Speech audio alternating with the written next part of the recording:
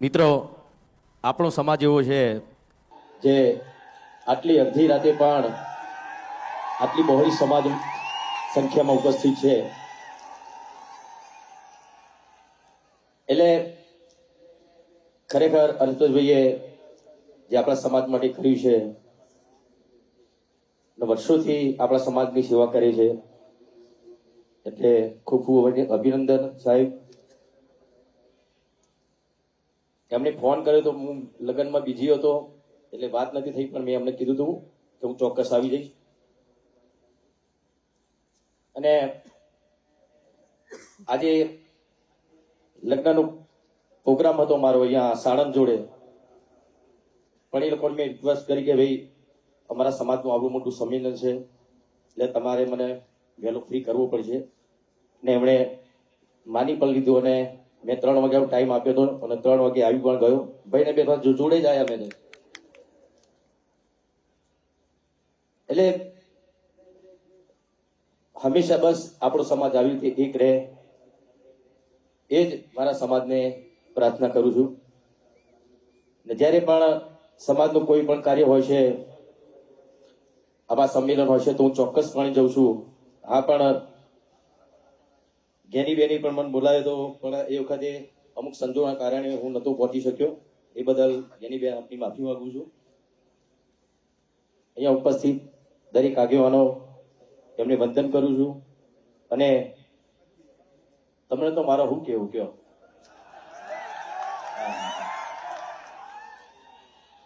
કેમ કે તમારા જ આશીર્વાદ છે. અત્યારે એક નાના ઘરમાંથી એક ઠાકોરનો દીકરો, અત્યારે તમે એનો સુપરસ્ટાર કહો છો, તો આ બધો તમારો આશીર્વાદ છે. તમે છો તો હું છું, અલ્પેશભાઈ છે, અને દરેક આગેવાનો એ બધા જ તમારા આશીર્વાદના લીધે જ છે. અને આવા નવા આશીર્વાદ હંમેશા સમાજના જે સારા કાર્યો કરતા હોય એમને એ આગેવાનો ઉપર રાખજો. અને વધારે તો કઈ કહેતો નહીં, એવા બોલવાનું થોડું હમણાંથી થોડું ચાલુ કર્યું છે. ખાલી થોડી જ્ઞાની બેનની મારે એક થોડીક વિનંતી કરવી છે. તમે જે સમાજ માટે બંધારણ આપણા સમાજના કલ્યાણ માટે કર્યું છે, બહુ સરસ કર્યું છે, પણ એક બે એવી વાતો છે જે તમારી સમક્ષ રજૂ કરવા માંગુ છું હું. કેમ કે ઘણા બધા મને ફોન આવ્યા, કેમ કે હું પણ એક કલાકાર છું, એટલે ખાસ પેલા ડીજે વાળાનો બહુ ફોન આવ્યો. એટલે અરે બીજું કશું નહીં, એ લોકોનું પણ શું એમના પર ઘર ચાલતું હોય છે. ઘણા બધા કલાકારો ડીજેમાં જ કામ કરતા હોય છે, તો એના માટે તમે થોડુંક વિચારજો શું કરી શકો. તમે બધા આગેવાનો છો, બધા ભેગા થઈને તમે નક્કી કરજો.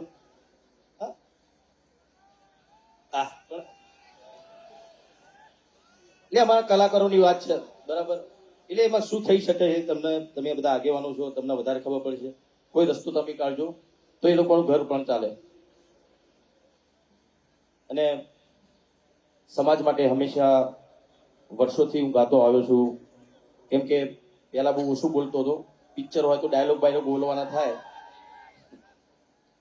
પણ જે તે સમયે મેં ગાવાનું ચાલુ ત્યારથી સમાજ માટે મેં ઘણા બધા ગીતો લખ્યા છે. મારા મોટા ભાઈ જીવરાજભાઈએ પણ, જેમ કે જાગો જાગો ઠાકોરો જાગો જમાનો બદલાયો. એ વખતે આપણો સમાજ બહુ જ પાછળ હતો. અત્યારે તો ઘણો બધો સમાજ આપણો ઘણો આગળ આવ્યો છે, શિક્ષણમાં પણ આગળ આવ્યો છે, અને વ્યસનમાં પણ. એનામાં પાછું જવાની જરૂર છે, પણ એ બી આગળ આવે છે, બોલો. એટલે એમાં પણ પાછળ જવાનું, બધામાં આગળ નહીં આવવાનું. જો આગળ આવવાનું છે તો આવવાનું છે. હા, શિક્ષણમાં આગળ આવો, આવા સમૂહ લગ્નો એમાં જોડાઓ, બાળ લગ્નના કુરિવાજો છોડો,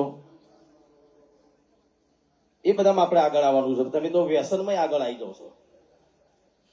એટલે એવું નહીં, બીજા સમાજના બી વ્યસન કરતા જ હોય છે, પણ આપણો સમાજ સૌથી વધારે પાછળ રહ્યો હોય તો એનું કારણ વ્યસન જ છે અને વ્યસનના કારણે આપણો સમાજ ભણી ના શક્યો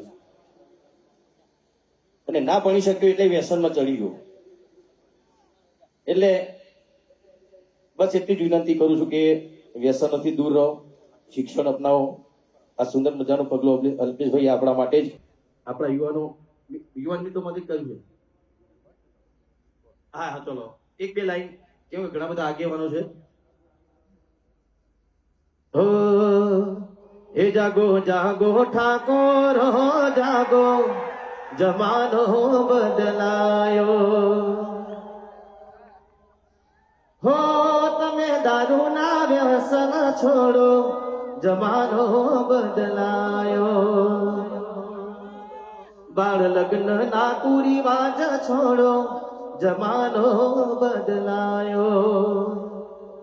તમે શિક્ષણના માર્ગે હાલો, જમાનો બદલાયો. જાગો જાગો ઠાકોરો મારા જાગો. આમ તો જાગેલો છો અડધી રાતે 3 વાગે, જોવો તમે. હા, ઓમ જાગેલો તો ક્લાઉસિક અમુક ટાઈમે શું થઈ જાય ખબર નહીં પડતી. એટલે આવા જાગૃત રહો.